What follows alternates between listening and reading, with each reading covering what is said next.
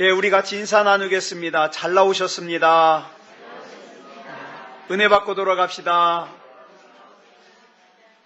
예, 오늘은 야고보서 1장 1절부터 5절 말씀까지 읽었습니다. 말씀의 제목은 당신의 영혼은 지금 살아 있습니까? 입니다. 당신의 영혼은 지금 살아 있습니까? 설교를 한다는 것은 대단히 위험한 일입니다. 특히 저같이 설교를 많이 해야 되는 목회자들은요, 하나님 말씀에 보면 성경을 거짓으로 가르치는 자에게는 큰 화가 있을 거라고 경고하고 있기 때문에 만약 제가 오늘 여러분에게 드리는 말씀이 진리가 아니라면 저는 하나님께 벌받을 걱정을 해야 됩니다. 그렇지만 제가 오늘 여러분에게 드리는 말씀이 진리라면, 그래서 제가 하나님의 말씀을 정확하게 여러분에게 전달하는 것이라면 여러분은 이 시간 제 말이 아니라 하나님께서 저를 통해서 여러분에게 하시는 말씀이기 때문에 여러분의 전 삶을 다 동원하여 그 말씀을 붙들고 그 말씀대로 살 수 있기를 고민하셔야 됩니다.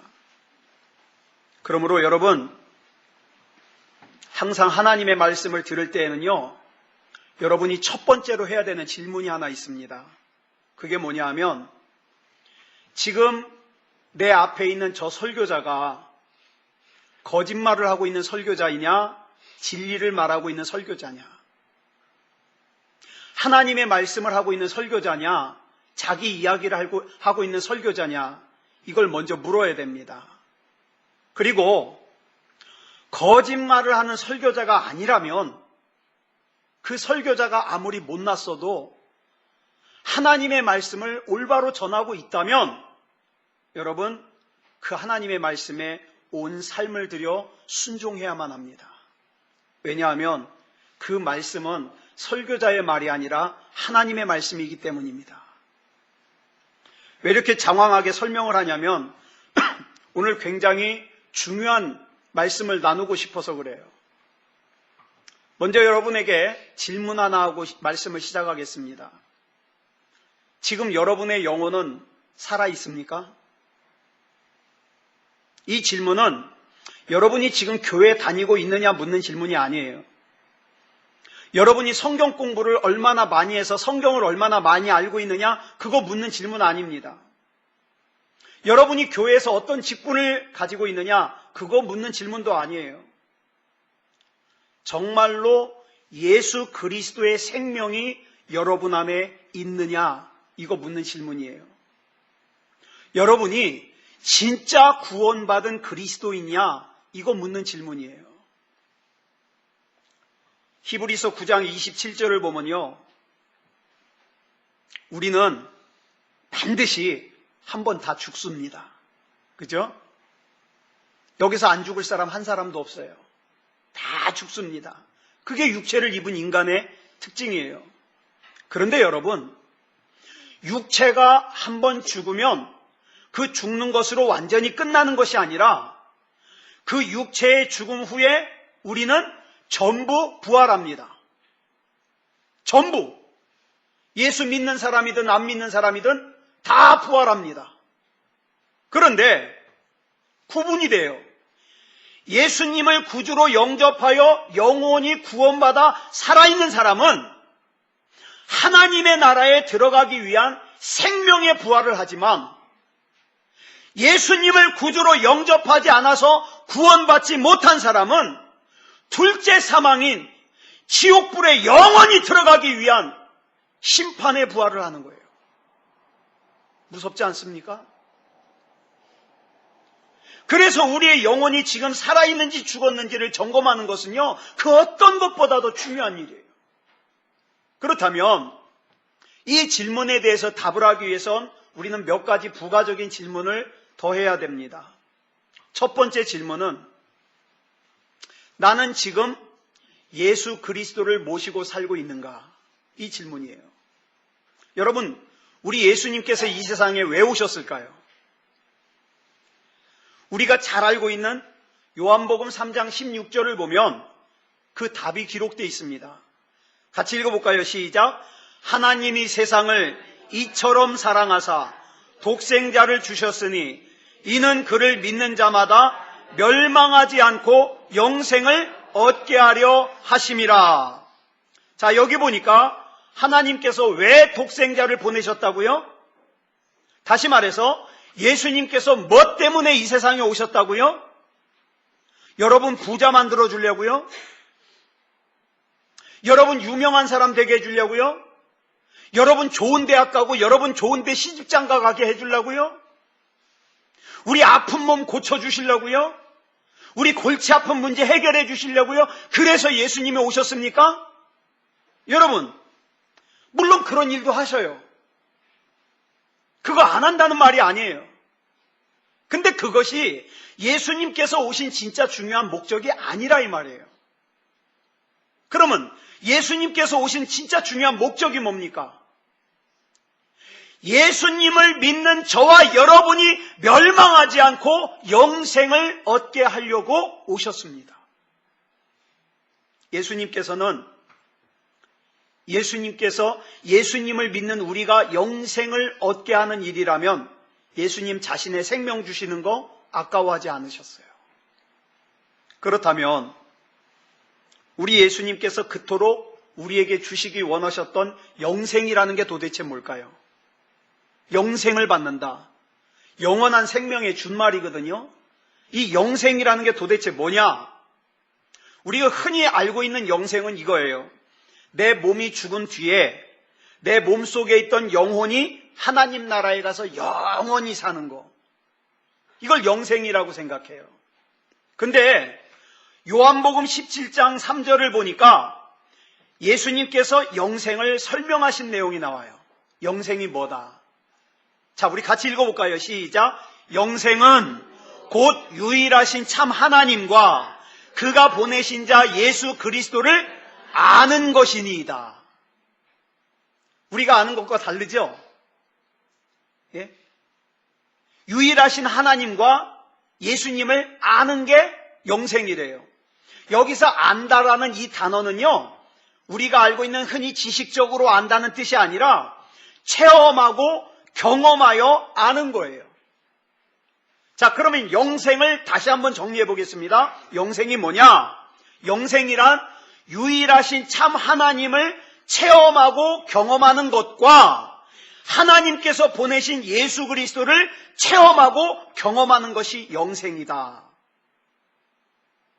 이렇게 경험하고 체험할 때 즉각적으로 우리 안에서 펼쳐지는 나라가 하나님의 나라예요.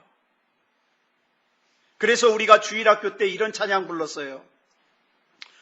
돈으로도 못 가요 하나님 나라, 힘으로도 못 가요 하나님 나라.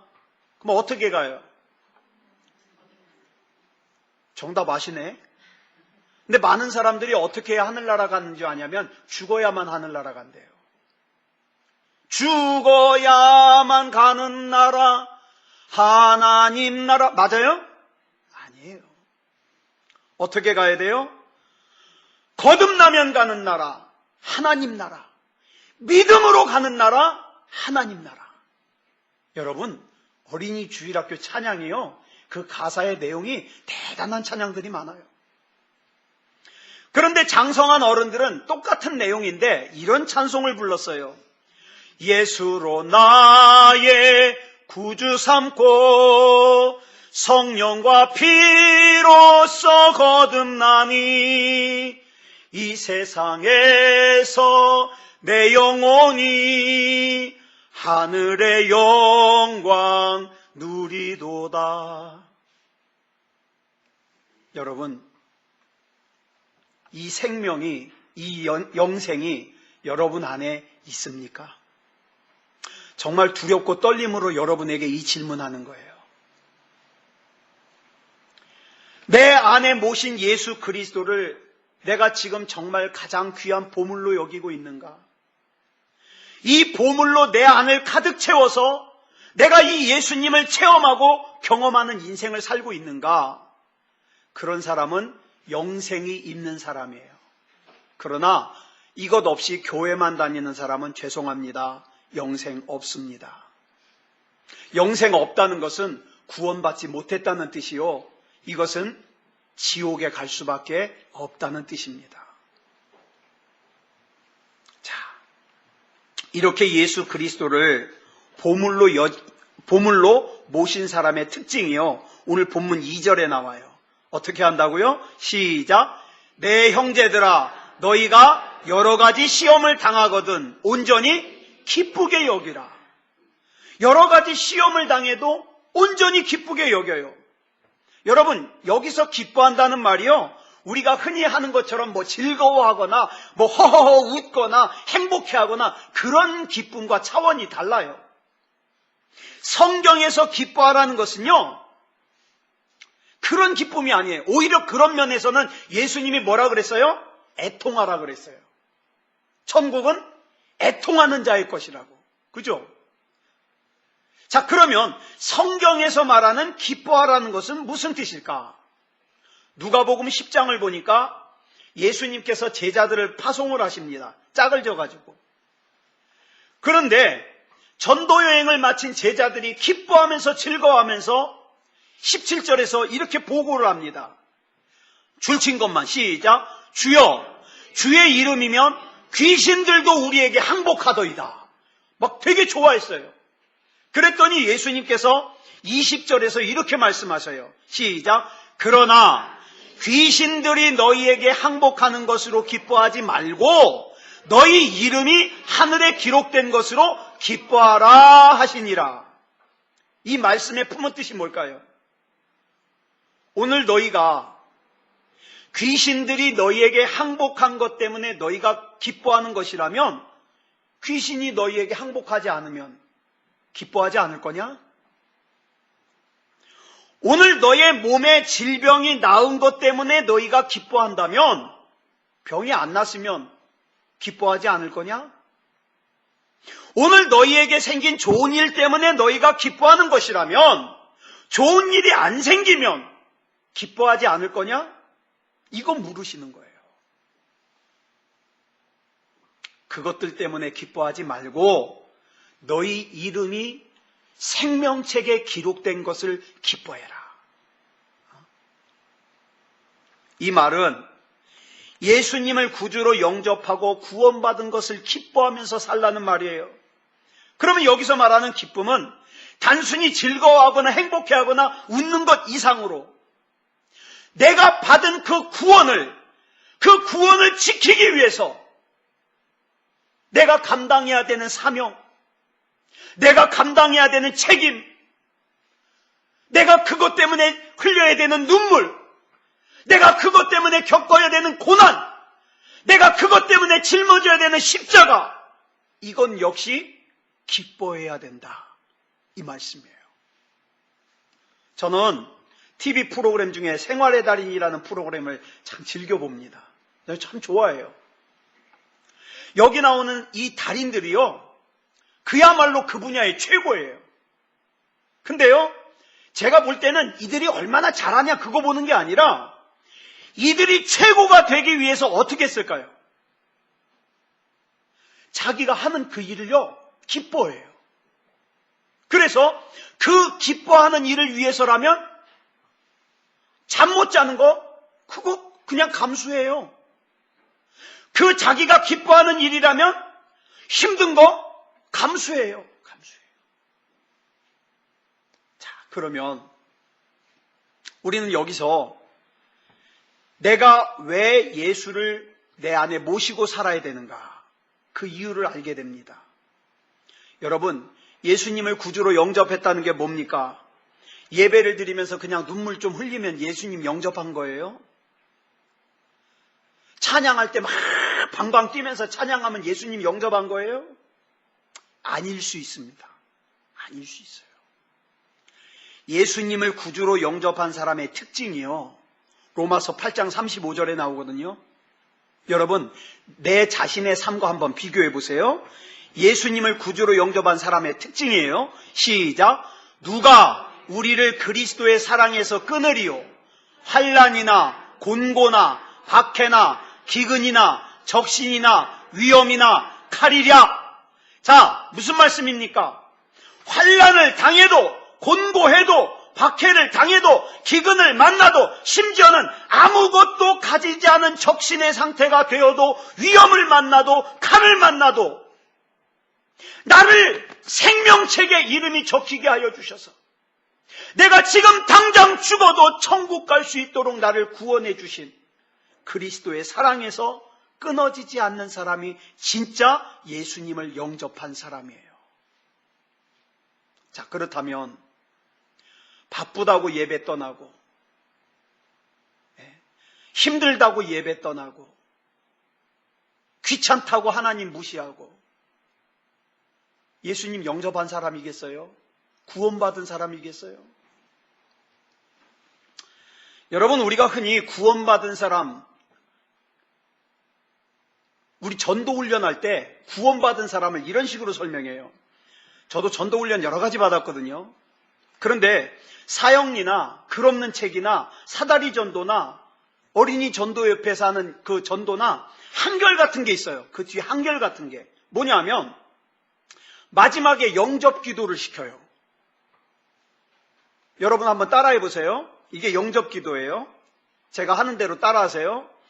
주님, 저는 죄인입니다. 주님께서 나의 죄를 용서해 주신 것을 제가 믿습니다. 내 마음을 주님께 엽니다. 주님, 내 마음에 들어와 주세요. 내 마음에 들어오신 줄 믿고 예수님의 이름으로 기도드렸습니다.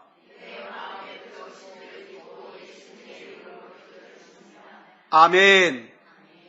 이 기도한 다음에 뭐라고 하는지 아세요? 축하합니다. 당신은 이제 구원받았습니다. 당신은 이제 천국 갑니다. 맞아요, 틀려요? 이렇게 하는 게 맞아요, 틀려요? 맞지 않아요. 맞지 않아요. 이것이 맞는다면 여러분 한 번쯤 다 해봤을 텐데 제가 왜 여러분들 영혼 걱정하겠어요? 그죠? 여러분들 영혼 걱정할 필요 없어요. 여러분 앞에 놓고 설교할 필요 없어요. 그럴 시간에 이런 영접기도 한 번도 안 한 사람 찾아가서 하는 게 그게 일이죠. 근데 저는 지금도 여러분 영혼 걱정합니다. 왜냐하면 이것이 아니기 때문에 그래요. 사람들이 이렇게 생각하는 근거가 있어요. 로마서 10장 10절 말씀이 그 근거예요. 같이 읽어볼까요? 시작. 사람이 마음으로 믿어 의에 이르고 입으로 시인하여 구원에 이르느니라. 아멘. 여기 보니까 입으로 시인하면 구원받는데요. 그러니까 입으로 영접 기도를 따라하면 구원을 받는다는 거예요.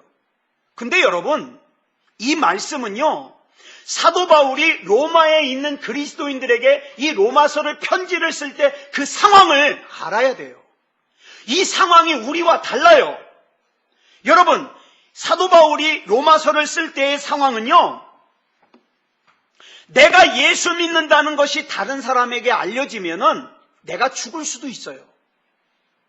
내 재산을 뺏길 수도 있어요. 내가 살던 곳에서 추방당할 수도 있어요. 그런 때에 어떤 사람이 나가서 공공연하게 나는 예수 믿는 사람입니다. 나는 그리스도인입니다. 예수님만이 나의 구주이십니다. 이렇게 말을 한다는 것은 곧 뭘 전제로 하는 거예요? 내가 예수 믿는다는 것 때문에 죽어도, 내가 예수 믿는다는 것 때문에 내 전 재산을 빼앗겨도, 내가 예수 믿는다는 것 때문에 내가 지금 살고 있는 곳에서 추방을 당해도 예수님은 나의 구주이십니다. 이걸 고백하는 거예요. 여러분, 이렇게 입술로 고백하는 것과 앵무새처럼 따라하는 것이 어떻게 같겠어요? 같지 않죠. 사랑하는 여러분, 때로는 내가 원하는 대로 이루어지지 않을지라도 내가 예수님을 절대로 떠날 수 없는 이유, 그 이유가 여러분에게 있으십니까? 나는 내 상황이 어찌 되든지 나는 예수님을 떠날 수 없어. 그 이유가 있냐 이 말이에요. 그리고 그 이유가 예수 그리스도이십니까? 그러면 여러분은 예수 그리스도를 모시고 살고 있는 거예요. 내가 가난해도 나는 주님 못 떠나. 내 몸이 죽을 병에 걸려도 나는 예수님 못 떠나. 왜? 예수님이 나의 구주신 걸. 난 못 떠나. 예수님 모시고 사는 거예요. 예수님 안 모시면, 내 생각대로 안 되면 쉽게 떠나요. 하나님도 만홀히 여기고, 예배도 만홀히 여기고, 기도도 만홀히 여기고. 그러면 구원을 의심해 볼 필요가 있습니다. 그 다음 두 번째 질문. 자, 첫 번째 질문은 예수님께서 내 안에 계시냐 이거죠. 두 번째 질문은, 자, 계시긴 계신데 나는 지금 예수 그리스도로 내 안이 지금 가득 채워져 가고 있는가? 이걸 묻자는 거예요. 가득 채워져 가고 있는가? 자, 본문 5절 말씀 보겠습니다. 시작. 너희 중에 누구든지 지혜가 부족하거든 모든 사람에게 후히 주시고 꾸짖지 아니하시는 하나님께 구하라. 그리하면 주시리라. 이 말씀은요, 시험을 앞둔 수험생들이 좋아하는 말씀이에요. 근데 뭘 몰라서 좋아하는 거예요. 이 지혜는 그 지혜가 아닙니다. 이 지혜는요, 공부 잘하게 하는 용도의 지혜가 아니에요. 어떤 지혜냐? 여러 가지 시험을 만났을 때 잘 이겨낼 수 있는 지혜예요. 이 여러 가지 시험을 이겨낼 수 있는 지혜를 하나님께 구하면 하나님께서 주신다는 거예요. 여러분, 저와 여러분이 이 세상을 살면 반드시 시험 만납니다. 하나님이 주시는 시험은 뭐라 그랬죠? 영어로? 테스트. 이 테스트는 거치면 거칠수록 더 수준이 높아져요. 마귀가 주는 시험은 뭐라 그랬죠? 영어로? temptation. 유혹, 미혹. 이거는 사람을 자꾸 걸려 넘어지게 하는 거예요. 자, 하나님께서 주시는 테스트든 마귀가 주는 템프테이션이든 누구든지 우리는 시험을 만납니다. 근데 어떤 사람은 이 시험 때문에 인생이 산산조각이 나버려요. 속으로는 썩어 문드러졌는데 겉으로만 안 그런 척해요. 왜? 시험을 못 이겨서 그래요. 반면에 어떤 사람은 이 시험 때문에 인생이 더 견고해져요. 나는 하나님이 아니면 안 되는구나. 더 견고해져요. 그 차이가 뭘까요? 그 차이가요, 지혜가 있느냐 없느냐의 차이예요.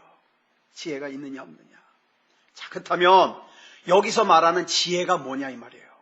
여기서 말하는 지혜가 고린도전서 1장 24절 보겠습니다. 시작. 오직 부르심을 받은 자들에게는 유대인에게나 헬라인이나 그리스도는 하나님의 능력이요 하나님의 지혜니라. 한마디로 말해서 예수 그리스도가 우리에게 하나님의 능력이 되어주시고 하나님의 지혜가 되어주신다는 거예요. 그렇기 때문에 우리는 예수 그리스도로 가득 채워야 됩니다. 본문 5절이 이런 말씀이에요. 우리가 살면서 환난을 만나거나 고난을 당하거나 하면 때로는 도무지 납득할 수 없는 문제를 만날 때에 하나님의 지혜가 되시는 예수 그리스도를 구해라 이 말이에요. 그러면 하나님의 지혜가 되시는 예수님을 통하여 납득할 수 없었던 문제가 납득이 되어지고 이해할 수 없었던 문제들이 이해가 되어진다.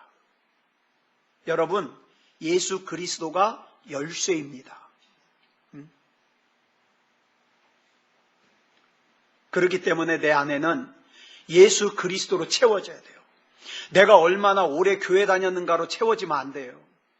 내 직분이 목사라는 걸로 채워지면 안 돼요. 아니요, 그거 아무짝에 쓸모없는 거예요. 내 안에 예수 그리스도로 채워져야 돼요. 나를 구원하실 수 있는 분은 예수님밖에 없습니다. 예수님으로. 근데 문제는 이렇게 기쁨이 되시는 예수 그리스도를, 지혜가 되시는 예수 그리스도를 내 안에 채워야 되는 필요성은 알겠는데, 채워야 된다는 건 알겠는데 어떻게 채우냐는 거예요. 어떻게? 그 채우는 방법이요, 마태복음 16장 24절에 나와요. 우리 같이 읽어볼까요? 시작. 누구든지 나를 따라오려거든 자기를 부인하고 자기 십자가를 지고 나를 따를 것이니라. 자, 여기 보세요. 누구든지 나를 따라오려거든, 이 말은 누구든지 나와 교제하려면, 누구든지 나를 안에 채우려면 어떻게 해라? 자기를 부인해라. 그리고 자기 십자가를 지어라. 우리는 하나님의 역사를 이렇게 생각합니다. 어느 날 갑자기 막 불같은 성령이 임해가지고 막 진동이 오고 뜨거워지고 몸이 떨리고 환상을 보고 요란스럽게 방언을 하는 가운데 불같은 능력으로 주님께서 나에게 맡겨주신 사명이 하나님의 역사다. 이렇게 생각해요. 이거 함정이 뭐예요? 그런데 지금은 내가 아무렇지도 않거든요. 그러니까 지금은 하나님의 역사하시는 때가 아니다. 잘못된 생각입니다. 오늘 지금 나에게 찾아오신 하나님의 나라는요, 오늘 지금 나에게 찾아오는 하나님의 역사하심은요, 불같은 성령으로만 찾아오는 것이 아니라 지극히 평범한 나의 삶 가운데 내가 주님의 뜻을 위하여 내가 희생을 하고 있느냐, 내가 손해를 보고 있느냐, 내가 자존심을 상하고 있느냐, 이 일에 내가 순종할 때, 내가 이 일을 선택할 때, 그때 뭐예요? 하나님의 나라, 하나님의 역사하심이 내 안에 임하는 거예요. 어떤 사람이 세봤답니다. 보통 사람이요, 하루에 선택하는 게 2만 가지 정도 된대요. 선택 많이 하죠? 이거 입을까, 저거 입을까, 이거 먹을까, 저거 먹을까 해부터 시작해서 선택이 2만 가지예요. 예? 월요일날 드라마를 요걸 볼까, 저걸 볼까, 수요일날 요걸 볼까, 뭐 유대위를 볼까, 유대위 맞죠? 유대위를 볼까, 또 뭐예요? 미스터 블랙을 볼까, 막 이거 고민하는 거예요. 이거 선택, 다 선택이에요, 선택. 자, 그런데 이 선택들 가운데 내가 하나를 선택하는데 이 선택의 기준이 하나님의 뜻에 대한 순종이라면 그 순간 나는 뭐예요? 하나님께 좀 더 가까워지는 거예요. 하나님께. 그런데요, 문제가 있어요. 이것이 하나님의 뜻이라는 거 알아요. 하나님의 뜻이 뭐라는 걸 아는데 알면서도 하나님의 뜻에 불순종하는 사람 있잖아요. 있죠? 근데 하나님의 뜻에 불순종하는 사람들이 걱정하는 게 뭐예요? 야, 내가 이 하나님의 뜻에 불순종했다가 하나님과 관계가 멀어지면 어떡하지? 이거 걱정하는 사람 있어요? 전 거의 못 봤어요. 뭐 걱정할까요? 하나님의 뜻에 불순종했다가 벌 받으면 어떡하지? 응? 그쵸? 요거 걱정하는 거예요. 그런데 여러분, 그걸 걱정하면서 막상 한번 불순종해봤더니 어려운 일이 생겨요, 안 생겨요? 안 생겨요. 이게 웬일이지? 그래서 어떻게 해요? 한번 또 불순종해봐요. 안 생겨요. 괜찮잖아, 이거. 주일날 예배 안 드려도 괜찮잖아. 에이, 괜히 걱정했네. 그 다음에는 이제 뭐 마음껏. 자, 근데요, 이 문제 한번 체크해 보자고요. 이렇게 불순종들이 쌓이면서 뭐가 자꾸 사라진지 아세요? 하나님의 임재가 느껴지질 않아요. 예? 하나님의 임재가 느껴지지 않아요. 하나님의 시선이 느껴지지 않아요. 하나님의 은혜에 심장이 떨리지도 않아요. 눈물도 사라졌어요. 감동도 사라졌어요. 성경은요, 이것이 심판이라는 거예요. 이것이. 예? 뭐 갑자기 경제적인 어려움이 생긴다든가 막 몸이 아픈다든가 이거 아니에요. 이거 아니에요. 성경에 나오는 하나님의 심판은요, 우리가 생각하는 하나님의 심판과 달라요. 우리가 생각하는 하나님의 심판은요, 뭐예요? 막 하나님의 뜻을 거역했더니 갑자기 맞박을 갖다가 어디다 부딪혀가지고 다치거나 발가락을 다치거나 막 예상치 못했던 돈이 나가거나 막 이런 걸 생각하는데, 여러분, 이건 심판이 아니에요. 잘 들으세요. 이건 채찍질이에요. 성경에. 그런데 말입니다, 이 채찍질의 특징이 있어요. 이 채찍질에는 뭐가 있어요? 권면이 있어요. 너 이렇게 하면 안 되잖아. 내가 너 사랑하는데. 내가 하나님의 뜻을 거역했는데도 아무 일도 안 일어나요? 그 채찍질 아니에요.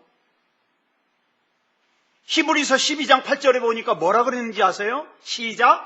징계는 다 받는 것이거늘 너희에게 없으면 사생자요 친아들이 아니니라. 무슨 뜻이에요? 너희가 하나님의 뜻을 거절했음에도 불구하고 아무 징계가 없다는 것은 뭐다? 너희 버림받은 거야. 너 하나님의 자녀 아니야. 너 구원 못 받았어. 너 천국 못 가. 이 뜻이에요. 얼마나 무서워요. 권면의 의미를 가지고 있는 징계는요, 아무에게나 하는 게 아니라 하나님께서 사랑하시는 자녀에게나 하는 거예요. 진짜 무서운 하나님의 심판은 뭔지 아세요? 이가봇이에요. 이가봇. 이가봇이 뭐냐면 하나님의 영광이 떠나버리는 거예요. 죄를 짓든 말든 관심이 없는 거예요.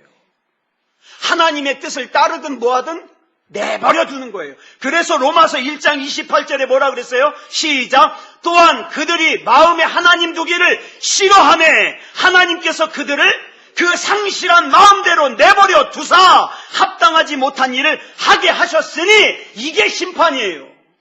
이게. 너 하나님 떠나? 그럼 알아서 해. 왜? 하나님 자녀가 아니거든요. 이게 무서운 하나님의 심판이에요. 내가 하나님을 떠났는데 그냥 내버려 두셔요? 이거 하나님 앞에 통곡할 일이에요. 내가 예배를 떠났는데 그냥 내버려둬요? 통곡할 일이에요. 내가 기도를 떠났는데 내버려 두셔요? 통곡할 일이에요. 하나님의 임재가 느껴지지 않아요? 심판받은 거예요. 하나님의 시선이 느껴지지 않아요? 심판받은 거예요. 하나님의 은혜에 심장이 뛰질 않아요? 심판받은 거예요. 내가 그냥 교회에 왔다 갔다 하는 것으로 구원받았다고 착각하면 안 돼요. 자, 그러면 이제 마지막 질문입니다. 마지막 질문은 뭐냐? 끝까지 견딜 수 있겠느냐 이 말이에요. 끝까지 견딜 수 있겠느냐. 본문 12절 보겠습니다. 시작. 시험을 참는 자는 복이 있나니 이는 시련을 견디어낸 자가 주께서 자기를 사랑하는 자들에게 약속하신 생명의 면류관을 얻을 것이기 때문이라. 여기 보니까 참는 자, 견디어낸 자에게 생명의 면류관을 주신대요. 생명의 면류관을 받는다는 게 무슨 뜻이에요? 최종적으로 구원을 받는다는 뜻이에요. 자, 구원은 아무나 받는 것이다? 아니다. 참는 자, 견디어낸 자가 받는 게 구원이다. 여기서 중요한 것은 그냥 참고 그냥 견디는 게 중요한 게 아니라 무엇 때문에 참았느냐, 무엇 때문에 견디었느냐. 주님 사랑하기 때문에 참았다. 주님 사랑하기 때문에 견뎠다. 여러분, 저와 여러분은요, 주님을 사랑하는 만큼 견딥니다. 주님 코딱지만큼 사랑하면요, 조금 견디다가 엎어져 버려요. 에이, 내가 이 짓을 왜 해? 그죠? 주님을 많이 사랑하면요, 내 생명 다 바쳐서도 사랑해요. 그러니까 주님 사랑하는 만큼 견딥니다. 인내도 마찬가지예요. 주님을 신뢰하는 만큼 인내합니다. 주님을 신뢰하지 못하면 조금 가다가 다른 거 찾습니다. 다른 거. 자, 이제 앞으로 저와 여러분은 신앙생활하기가 점점 더 어려운 세상을 살 거예요. 쉬워지지 않아요. 갈수록 믿음 지키는 게 힘들어지면 힘들어졌지 편해지지 않습니다. 그렇기 때문에 진짜 주님을 사랑하는 사람들만 믿음에 남을 수 있어요. 여러분 느끼잖아요. 우리가 살고 있는 세상이 그렇게 가고 있다는 거 느끼잖아요. 진짜 주님을 신뢰하는 사람만 믿음에 남을 겁니다. 마치 로마 제국의 압제와 박해 속에서 우리 주님께서 그래도 믿음을 요구하셨던 것처럼 오늘 우리 주님께서 죄악이 가득한 세상을 사는 저와 여러분에게 이렇게 물으십니다. 이런 세상에서도 죄를 짓지 않으면서 끝까지 견뎌낼 수 있겠니? 뭐라고 대답하시겠습니까? 내가 찾는 그 믿음일 수 있겠니? 더 중요한 거. 너는 생명의 부활을 할 수 있겠니? 뭐라고 대답하시겠어요? 저는요, 이 생명의 부활을 하는 거라면 이 세상에서 좀 가난하게 살아도 전 견딜 겁니다. 이 세상에서 좀 비난받고 조롱당해도 내가 예수 믿는다는 것, 이것이 고지식하고 미련하다고 손가락질해도 저는 참을 겁니다. 왜요? 저는 그거보다 더 중요한 생명의 면류관이 있기 때문에 그래요. 사랑하는 여러분, 이 생명의 면류관을 얻을 수 있는 생명의 부활에 참여하시는 저와 여러분이 다 되시기를 그리스도 예수님의 이름으로 축복합니다. 기도하겠습니다. 사랑의 아버지 하나님, 은혜를 감사합니다. 이 시간 우리 하나님의 은혜 가운데 우리를 불러주셔서 생명에 부활할 수 있는 하나님의 구원받은 자녀로 삼아주시니 감사합니다. 하나님, 우리 가운데 가짜 믿음에 속는 사람 한 사람도 없게 해주시옵소서. 악한 마귀는 지금도 가짜 믿음으로 유혹해서 이 세상을 허비하다가 결국 구원받을 수 있는 기회를 놓치게 만들려고 작전을 짜고 있습니다. 주님, 예수 그리스도 주님만으로 만족하게 하시고 주님으로 내 안이 가득 채워져 갈 수 있게 해주시옵소서. 나아가서 내 사랑하는 가족들, 내 사랑하는 사람들을 심판의 부활에 영원한 죽음인 지옥불에 방치하지 않도록 하나님 힘주시고 능력 주시옵소서. 우리 하나님께서 붙잡아 주실 줄 믿사오며 그리스도 예수님의 이름으로 간절히 기도드렸사옵나이다. 아멘.